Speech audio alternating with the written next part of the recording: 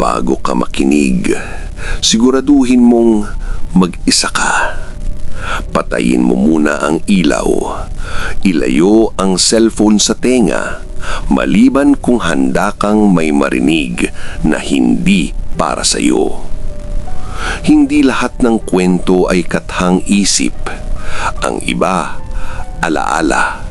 Ang iba, babala.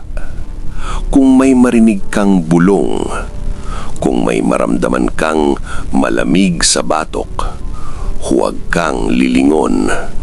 Dahil minsan, ang mga kwentong ito, hindi lang pinapakinggan, pinapakinggan ka rin nila. Welcome to Creepy Midnight Stories. Ang pamagat ng kwento natin ngayong gabi ay Mimic.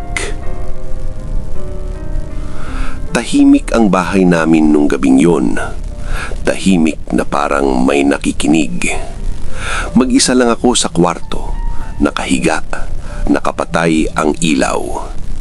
Taning ilaw lang ng cellphone ko ang nagbibigay liwanag.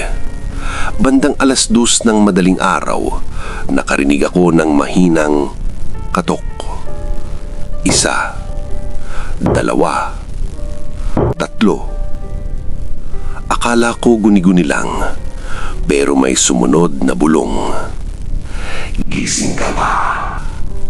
Nanlamig ang buong katawan ko. Wala akong kasama sa bahay. Dahan-dahan akong bumangon at lumapit sa pinto. Huminga ako ng malalim at nagtanong, "Sino yan?" Tahimik. Akala ko tapos na. Biglang may sumagot, "Ako to." Pareho ang boses namin. Napaatras ako. Hindi ko na binuksan ang pinto. Biglang tumunog ang cellphone ko. May pumasok na message mula sa sarili kong numero. Sabi sa message, "Buksan mo na. Pagod na akong maghintay sa labas." Mula noon, hindi na ako natutulog nang nakapatay ang ilaw. At tuwing 2:00 ng madaling araw, may kumakatok pa rin.